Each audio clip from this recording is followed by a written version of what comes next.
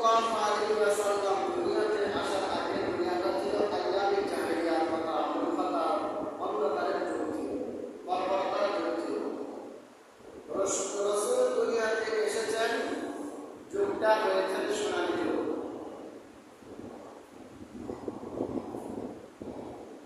নবীজি সাল্লাল্লাহু আলাইহি ওয়াসাল্লামকে সৃষ্টি করার আগে ওনার নূর সৃষ্টি করা হয়েছিল।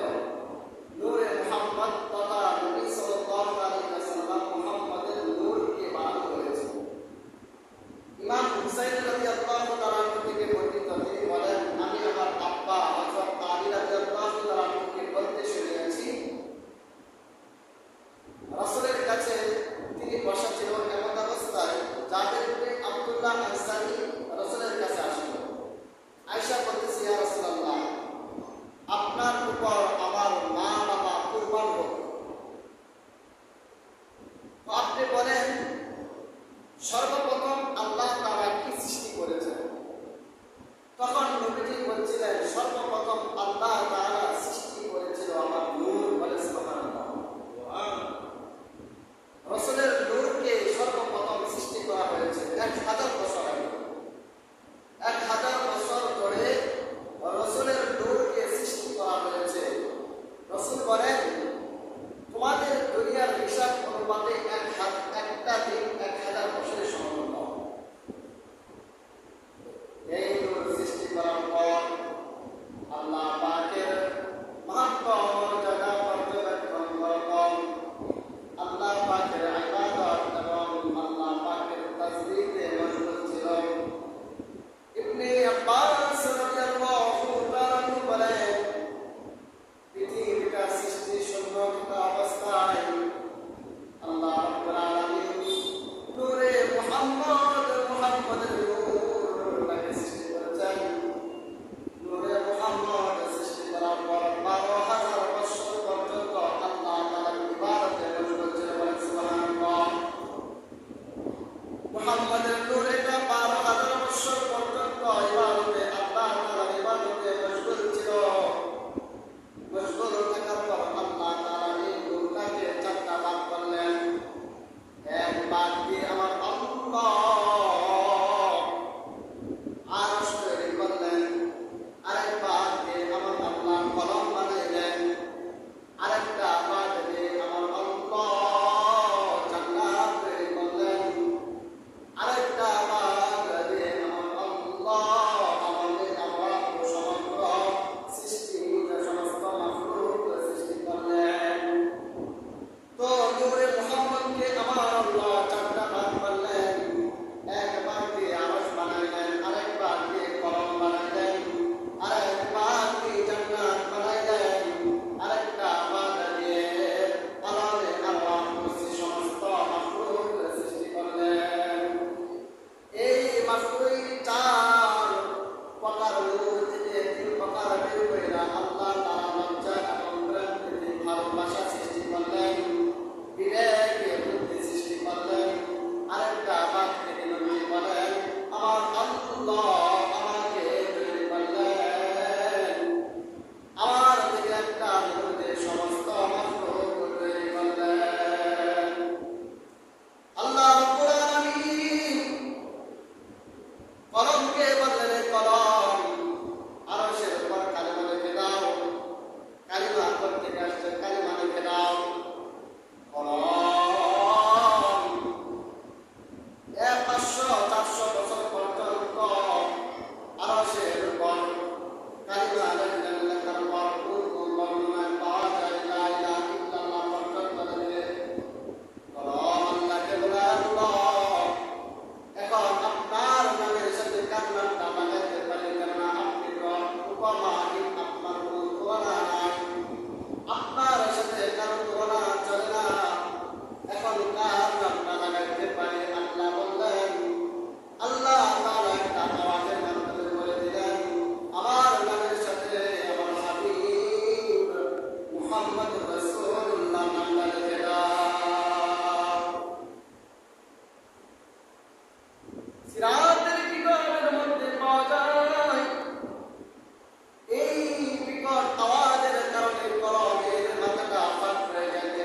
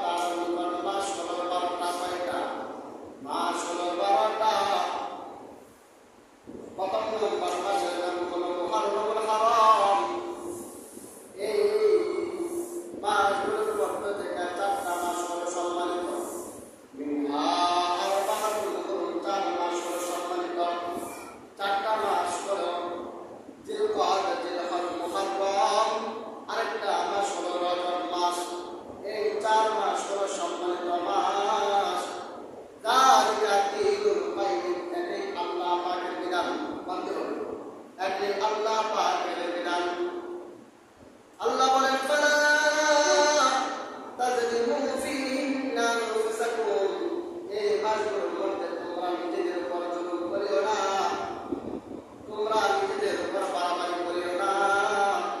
ওয়াকাতিলুল মুশরিকিনা কাফাতান কামা ইউকাতিলুনাকুম কাফা, তোমরা মুশরিকদের সাথে সমবেতভাবে লড়াই করো যদি তারা এই মাসগুলোতে লড়াই করে। দেখেন মুসলমানদেরকে আল্লাহ কি শিখিয়ে দিয়েছেন, এই মাসগুলোতে তোমরা বিধর্মীদের সাথে যুদ্ধ করিও না, এই মাসগুলোতে বিধর্মীদের উপর প্রহার করিও না, বিধর্মীদের সাথে লড়াই করিও না। তবে যদি তারা তোমাদের সাথে লড়াই করে তাহলে তোমরা তাদের সাথে লড়াই করা জেনে রাখো। ওয়া'লামু আন্নাল্লাহা মা'আল মুত্তাকিন, আল্লাহ তাআলা মুত্তাকিদের সাথে আছেন। আল্লাহ এটা বলে দিলেন। এই 4টা মাসে যদি কাফেররা তোমাদের সাথে যুদ্ধ করে তাহলে তোমরা যুদ্ধ করো, পিঠা খাইয়া পয়সা থাকো না, তোমরা মার দিও।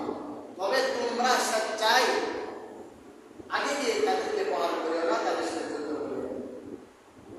আল্লাহ এই আসমান তৈরি করলেন, 7টা জমিন বানালেন। ইয়াওমা খালাকাস সামাওয়াতি ওয়াল আরদ, আসমান জমিন সৃষ্টি করার দিন থেকে জমিন বানাইলো, আসমান বানাইলো। আসমান বানাইলেন কি দিয়ে? আসমানটা আবার কিভাবে তৈরি করলেন? ভালো করে লক্ষ্য করুন। আসমান কিভাবে বানাইলেন? আমার আল্লাহ প্রথম আসমানটাকে স্থির পানি দ্বারা তৈরি করলেন। যে পানিটা আবদ্ধ, প্রথম আসমানটাকে স্থির পানি দ্বারা তৈরি করলেন। দ্বিতীয় আসমানটাকে আমার আল্লাহ তামা দ্বারা বানাইলেন। তৃতীয় আসমানটাকে আমার আল্লাহ লোহা দ্বারা বানাইলেন। শুনেন শুনেন, কোন আসমান কি দ্বারা? আল্লাহ দ্বারা বানাইলেন। আল্লাহ রাব্বুল আলামিন প্রথম আসমানটাকে স্থির পানি দ্বারা বানাইলেন। দ্বিতীয় আসমানটাকে আমার আল্লাহ তামা দ্বারা বানাইলেন। তৃতীয় আসমানটাকে আমার আল্লাহ লোহা দ্বারা বানাইলেন। চতুর্থ আসমানটাকে আমার আল্লাহ রূপা দ্বারা তৈরি করলেন। পঞ্চম আসমানটাকে আমার আল্লাহ স্বর্ণ দ্বারা বানাইলেন। ষষ্ঠ আসমানটাকে আমার আল্লাহ ইয়াকুত পাথরের দ্বারা তৈরি করলেন। সপ্তম আসমানটাকে আমার আল্লাহ নূরের পাথরের দ্বারা তৈরি করলেন। সব কিছু থেকে শক্তিশালী কিন্তু মানুষ না, মানুষ একেবারে দুর্বল। পানির শক্তি কিন্তু মানুষের চেয়ে অনেক বেশি। বেশি কিভাবে? যেমন সিলেটের জমিনে বন্যা হচ্ছে, মানুষের যদি ক্ষমতা থাকতো পানিটা আবদ্ধ করে রাখতে পারতো, কি বলেন? তাহলে বোঝা গেল পানির ক্ষমতা মানুষের চাইতে অনেক বেশি। তামার ক্ষমতা, লোহার ক্ষমতা অনেক বেশি। স্বর্ণ রূপার দাম মানুষের চাইতে অনেক বেশি। ইয়াকুত পাথর, লাল ইয়াকুত পাথর, নূরের পাথর, এই সবগুলো দ্বারা এত এত দামি দামি জিনিস দ্বারা আমার আল্লাহ আসমান বানানোর পরও আল্লাহ বললেন মানুষ হলো আশরাফুল মাখলুক, সৃষ্টির সেরা। মানুষ হইল সৃষ্টির সেরা। এত মজবুত আসমান, যে আসমানটাকে দামি দামি জিনিস দ্বারা বানানোর পরও আল্লাহ রাব্বুল আলামিন মানুষদেরকে সৃষ্টির সেরা ঘোষণা করেছেন। আল্লাহ রাব্বুল আলামিন আল-ইয়াওমা খালাকাস সামাওয়াতি সাবআ সামাওয়াতি তিবাকা, আল্লাহ রাব্বুল আলামিন 7টা আসমান বানাইলেন, স্তরে স্তরে বানাইলেন। তাফসীর ইবনে কাসিরের মধ্যে পাওয়া যায়, মুফাসসিরিনে কেরাম বলেন, কেউ বলেন 7টা আসমান একেবারে কাছাকাছি, কেউ বলেন না একটা আসমান আরেকটা আসমান থেকে দূরত্ব হলো 500 বছরের রাস্তা। প্রথম আসমান থেকে দ্বিতীয় আসমান 500 বছরের রাস্তা, জমিন থেকে প্রথম আসমান 500 বছরের রাস্তা। এটা আবার কোন জন্তু দ্বারা 500 বছরের রাস্তা? রকেট দিয়ে নয়, বিমান দিয়ে নয়। কোন জন্তু দিয়ে 500 বছরের রাস্তা? যে জন্তু প্রতি সেকেন্ডে 1,86,000 মাইল চলতে পারে, সেই যানবাহন দিয়ে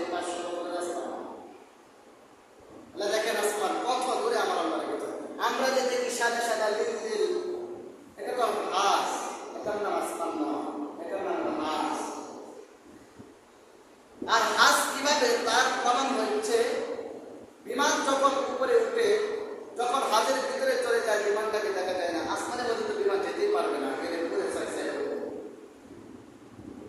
তো আমার আল্লাহ রাব্বুল আলামিন সাতটা আসমান স্তরে স্তরে বানাই দেন।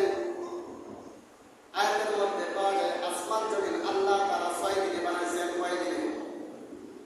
কোথাও পাওয়া যায় আল্লাহ তাআলা জমিনটাকে খলাকাল আরদ ফি ইয়াওমাইনি, জমিনটাকে 2 দিনে বানাইলেন। তো আল্লাহ তাআলার কাছে বর্ণনা অনুপাতে আল্লাহ তাআলার হুকুম, যেই দিন আসমান জমিন সৃষ্টি করলেন সেদিন থেকে মাস হলো 12টা। প্রথম নাম্বার মাসের নাম হলো মুহররম মাস। যেই মাসের মধ্যে কারবালা সংঘটিত হয়েছিল, ইনশাআল্লাহ সামনে সপ্তাহে কারবালা নিয়ে আলোচনা করব। যেই মাসের মধ্যে কারবালা সংঘটিত হয়েছিল, যে মাসের মধ্যে আমাদের আদি পিতা আদি মাতা জান্নাত থেকে বের হয়েছিল, যে মাসের মধ্যে আমাদের আদি পিতা আদি মাতা আরাফার ময়দানে পরিচয় লাভ করেছিল, যে মাসের মধ্যে আল্লাহ তাআলা কিয়ামত ঘটাবেন, যে মাসের মধ্যে আল্লাহ রাব্বুল আলামিন বড় বড় প্রকল্প জমিনের মধ্যে কিয়ামতের আগে দিবেন, যে মাসের মধ্যে আল্লাহ রাব্বুল আলামিনের হুকুমে নূহ আলাইহিস সালামের নৌকাটা যখন প্লাবন হয়েছিল, নৌকাটা সেটা ছিল 10 মুহররম, শুক্রবার দিন ছিল। সেই নিয়ে আলোচনা করব পরে। আমার আল্লাহ রাব্বুল আলামিন এভাবে ধাপে ধাপে 7টা আসমান তৈরি করলেন। নবীজি যখন মক্কা থেকে বের হয়ে যান, হিজরতের সূচনা হয়েছে। 26 মাস আসলে বঙ্গবন্ধু প্রেমিক মানুষগুলো বঙ্গবন্ধুর নাম উচ্চারণ করে আনন্দে আত্মহারা হয়ে যায়, কেউ কান্নাকাটি করে। 21শে ফেব্রুয়ারি আসলে শহীদদেরকে স্মরণ করে মুহররম মাস যখন আসে তখন তো অবশ্যই হিজরতের কথা জানিয়ে আসে। যেই নবীজি দুনিয়াতে আসার আগে দুনিয়াটা ছিল আইয়ামে জাহিলিয়ার, মূর্খতার যুগ, বর্বরতার যুগ। সন্তানকে জীবিত, মেয়ে সন্তানকে বাবা জীবিত দাফন করতে পারেন না, আলহামদুলিল্লাহ। যেমন তাহিয়া কলবি আলাইহিস সালাতু ওয়াস সালাম, রাসূল সাল্লাল্লাহু আলাইহি ওয়াসাল্লামের একজন সাহাবী তাহিয়া কলবি, তার একজন মেয়ে হয়েছিল, তিনি ছিলেন সুন্দর, মেয়েটা হয়েছে সুন্দর। তার উপর আউস করে নাম লিখেছে জামিলা, অর্থ হলো সুন্দরী। তাহিয়া কলবি মেয়ে জন্মগ্রহণ করার পর কোথাও চলে গেল, সফরের মধ্যে চলে গেল। 4 বছর হওয়ার পর বাড়িতে এসে দেখে তার একজন মেয়ে, যার নাম হলো জামিলা। জামিলা সুন্দরী মেয়ে, আইয়ামে জাহিলিয়াতের জাহিলিয়াতের মধ্যে, মূর্খতার যুগে, বন্ধকার যুগের মধ্যে মেয়ে সন্তান করে তাকে জীবিত দাফন করে দিত। 4 বছরের মেয়ে তো মোটামুটি বড়সড় হয়ে গিয়েছে। তাহিয়া করবে বাড়িতে এসে দেখে তার মেয়ে বড়সড় আব্বা বলে ডাকে, খেলাধুলা করে। এখন তো কি করবে, মেয়েকে তো আর সম্মান দেওয়া যায় না। বর্তমানে কিছু কুলাঙ্গার আছে, যখন বের হয় তখন তার মনটা ভেঙে যায়। না, এমন পাওয়া যাবে না। উম্মতে মুহাম্মদের মধ্যে এটা থাকা যাবে না। যেই নবীজি আয়েশা আইয়ামে জাহিলিয়াতকে দূর করে দিয়েছে, মেয়ের সম্মান বাড়িয়ে দিয়েছেন, যদিও মেয়েরা তাদের সম্মানকে ধরে রাখতে পারে না, তাদের সম্মান অনেক উপরে। আপনার মেয়ে হয়েছে, মেয়ে হলে কি লাভ? আপনার মেয়ে হওয়ার পর যদি আপনি সন্তুষ্ট থাকেন, তার উপর সন্তুষ্টি আছেন, ছেলের উপর তাকে ছেলেকে মেয়ের উপর প্রাধান্য দেন নাই, মেয়েকে দিনের শিক্ষা দেওয়া, পর্দা পশিদায় রাখা, পর্দা পশিদায় রাখা যখন তাকে বিবাহ দিবেন কিয়ামত পর্যন্ত, আল্লাহ রাসূল বলেন ওই মেয়ের কারণে আল্লাহ তাআলা তার পিতামাতাকে জান্নাত দিবে। শুধু এই কথা বলে না, যার 3টা মেয়ে 3টা জান্নাত। আপনার 3টা মেয়ে হয়েছে, এর ক্ষেত্রে বের করে দিয়েছেন, এই মেয়ে তারা জান্নাত কেন করতে পারবেন? ওই মেয়ে, যে মেয়েকে আপনি তিনি শিক্ষায় শিক্ষিত করেছেন, পর্দায় পশিদা রেখেছেন। ফাতেমা রাদিয়াল্লাহু তাআলা আনহা, উনি ওনার স্বামীকে বললো, আমার স্বামী, তার স্বামীর নাম হলো আলী। স্বামীকে বললো, স্বামী আমি যখন মারা যাবো রাত্রে রাত্রে আমাকে দাফন করে ফেলবেন। তার কারণ হইল আমাকে কোনো বউয়ের কোনো গর্ব দেখে না, যদি আপনি সাহাবে কেরামের অপেক্ষায় থাকেন দিনের বেলা আমাকে দাফন করেন, তাহলে তারা আমাকে দেখে নিবে আমার বডিটা কত মোটা ছিল, আমি কতটুকু লম্বা ছিলাম। এই জন্য স্বামী গো, আপনার কাছে একটা আমার অনুরোধ, আমি যখন মৃত্যুবরণ করবো রাতে রাতে আমাকে দাফন করে দিবেন। বর্তমানে মহিলারা এমনি পর্দা করে না, মরার সময় তার কাপড়ে, তার খাটের উপরে কাপড় দেওয়া হয়, কবরে নামানোর সময় কাপড় দেওয়া হয়, এমনি তার পর্দা করে না। কেন? এই জন্য পুরো মেয়ের উপর যদি পিতামাতার সন্তুষ্ট জায়গা থাকে, পর্দা পুষে দেয়, রায়খানি নেওয়া যায়।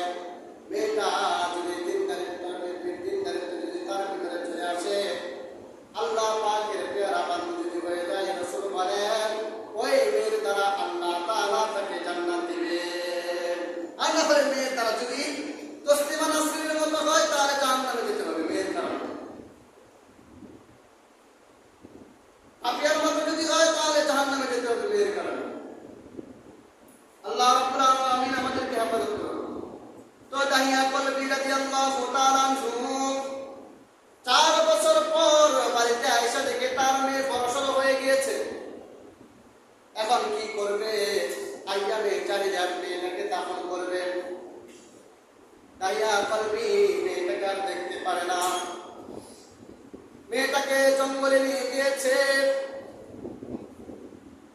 জঙ্গলে নিয়ে যাওয়ার পর দাহিয়া কলবি গর্ত করতেছে, গর্ত খনন করতেছে, মাটি খনন করতেছে। দাহিয়া কলবি তার মেয়ে জামিলাকে জীবিত দাফন করবে। মেয়ে যেখানে গর্ত খনন করতেছে, সেখান থেকে একটু দূরে খেলাধুলা করতেছে ছোট্ট মেয়ে। বাবাকে বলছে, ও বাবা তুমি কি করতেছ? বাবা বলতেছে, আরে একটু পরে তুই বুঝবে আমি কি করতেছি। যখন মাটি খনন করা হয়ে গেল, মাটি খনন করা হওয়ার পর মেয়েকে ডাকলো, আমার মেয়ে দেখা যায় এখানে কি যেন দেখা যায় গর্তের ভিতরে। মানুষদেরকে যে জিনিস তারা এই রূপ দেখানো হয়, তারা দৌড়ে চলে আসে। ছোট্ট বাচ্চাদেরকে ছোট একটা মজা দেওয়া হয়, তার দৃষ্টিতে বড় হইয়া বড় আকার ধারণ করে। তখন জামিলা বাবার কথা অনুপাতে গর্তের মধ্যে যখন তাকাইল, নিষ্ঠুর বাবা জামিলাকে ধাক্কা দিয়ে গর্তের মধ্যে ফেলে দিল। গর্তের মধ্যে ফেলে দেওয়ার পর তাকে জীবিত থাকা অবস্থায় তার উপরে মাটি দিতেছে। জামিলা বলছে, ও বাবা গো, ও বাবা, আপনি আমাকে জীবিত দাফন করিলেন না। জীবনে মানুষের সামনে আপনাকে আব্বা বলে ডাকবো না, বাবা গো আব্বা বলে আর আপনাকে ডাকবো না। আমার দ্বারা যদি আপনার মেয়ে যদি হয়, বাবা গো মানুষের সামনে আপনাকে, আপনি যে আমার বাপ সে পরিচয় দিব না, তবু আপনি আমাকে জীবনে বাঁচান, আপনি আমাকে জীবিত দাফন করিলেন না। ওই নিষ্ঠুর বাবা তার মেয়ের কথাগুলো না শুনেও তাকে জীবিত দাফন করে দিল। দেখেন জীবিত দাফন করলো মেয়েটাকে। এক পর্যায়ে যখন আল্লাহ তাআলা দাহিয়া কলবিকে দিনের তার ভিতরে রাসূল সাল্লাল্লাহু আলাইহি ওয়াসাল্লামের কাছে আয়েশা দাহিয়া কলবি বলছে, ইয়া রাসূলুল্লাহ, ইয়া হাবিবাল্লাহ, আমি কালিমা পড়ে মুসলমান হয়েছি। দাহিয়া কলবি পূর্বের কুকর্মগুলো রাসূল সাল্লাল্লাহু আলাইহি ওয়াসাল্লামের কাছে পেশ করল। রাসূল বললেন, দাহিয়া কলবি, আল্লাহ তাআলা তোমার পিছনের সমস্ত গুনাহ মাফ করে দিয়েছে। রাসূলের কথা শুনে দাহিয়া কলবি বলল, ইয়া রাসূলুল্লাহ, ইয়া হাবিবাল্লাহ, আপনি এগুলি কি বলতেছেন? এখনো পর্যন্ত আমার মেয়ে জামিলার কান্নার আওয়াজ আমার কানের মধ্যে করাঘাত করতেছে, আর আপনি বলতেছেন আমার আল্লাহ আমাকে মাফ করে দিয়েছে, মনে হয় না। রাসূল বলল, দাহিয়া রে, তোমার আল্লাহ তোমাকে মাফ করে দিয়েছে যে ফল থেকে তুমি কালিমা পড়লা। দাহিয়া কলবি বিশ্বাস করে না। তখন দাহিয়া কলবি রাসূল সাল্লাল্লাহু আলাইহি ওয়াসাল্লামের সামনে এই ঘটনাটা ব্যক্ত করল। ওগো আল্লাহর রাসূল, আমি যখন আমার মাটাকে, আমার মেয়েটাকে জীবিত দাফন করি, মেয়ে বলল, আব্বা গো, কত বাবা দেখছি, তোমার মতন নিষ্ঠুর বাবা তো আমি আর দুনিয়ার মধ্যে দেখি নাই। আমার মেয়ের কান্না মাথা কথা বলি এখন আমার জানের মধ্যে, কানের মধ্যে যেন করাঘাত করতেছে। ও হুজুর, আপনি বলতেছেন আল্লাহ তাআলা সমস্ত গুনাহ আমার মাফ করে দিয়েছেন। হাদিসের মধ্যে পাওয়া যায় জিবরাইল আলাইহিস সালাতু ওয়াস সালাম ধারণ করে রাসূলের কাছে ওই নিয়ে আসতে বলেন সুবহানাল্লাহ। এক সময় তাই না করবি কি ছিল আর কি হয়েছে, যে নবীজির সওয়াব পাইয়া সোনালী যুগের সোনালী মানুষ হয়েছে, সেই নবীজিকে কিন্তু মক্কার মানুষেরা চিনে নাই। মক্কার মানুষেরা চিনে নাই। মক্কার ভালোবাসা প্রত্যেকটা মানুষের ভিতরে আছে। রাসূলের ভিতরে ছিল এক বড় মাতৃভূমি। কি করবে, ক্ষমতা তো আর হাতে নাই। মক্কার কাফেররা রাসূলকে মক্কা থেকে বের করে দেয়। কোনোভাবে তাদের সাথে মোকাবেলা করে না। মক্কার মধ্যে থাকার কোনো ব্যবস্থা নাই। খুবই করুণ কাহিনী, হিজরতের কাহিনী। নবীজিকে যখন আপনি আমার নবীজিকে যখন মক্কা থেকে বের করে দেয় গো, নবীজি যেতে রাজি না। এক পা সামনের দিকে যায়, আবার পিছনের দিকে তাকায় দেখে, কেননা মাতৃভূমির একটা মা আছে। সামনে যায় আবার পিছনের দিকে তাকায় দেখে মাতৃভূমি ছেড়ে ছেড়ে তিনি মদিনায় যেতে প্রস্তুত ছিল না।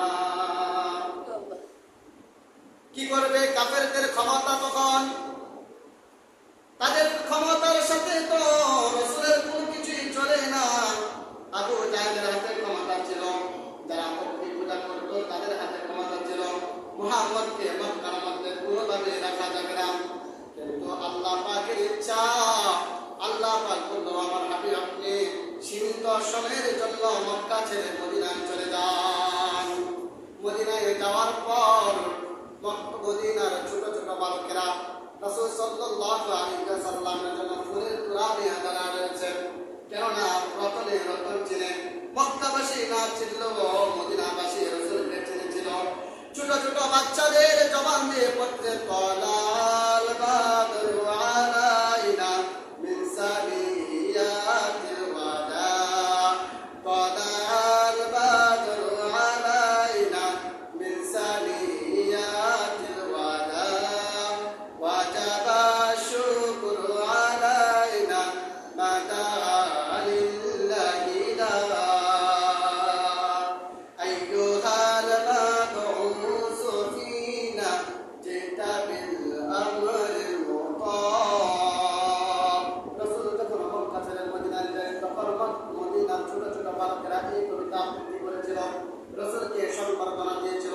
যেমনি ভাবে যদি কোনো পরস্পরের কোনো মানুষের সামনে আসে, কোনো একটা অনুষ্ঠানের মধ্যে যায়, তাকে খান দ্বারা সম্বর্ধনা দেওয়া হয়, তাকে ফুলের তোড়া দ্বারা সম্বর্ধনা দেওয়া হয়।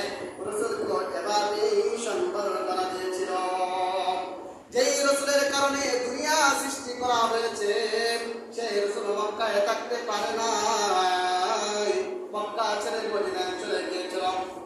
মক্কার পর নবীজি যখন মক্কায় চলে আসতো মদিনা ছেড়ে, তখন তো রাসূলের ক্ষমতা, কারণ মক্কা বিজয় হয়েছে।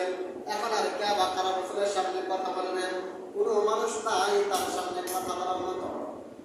মক্কা শরীফের ভালোবাসা, মাতৃভূমির ভালোবাসা।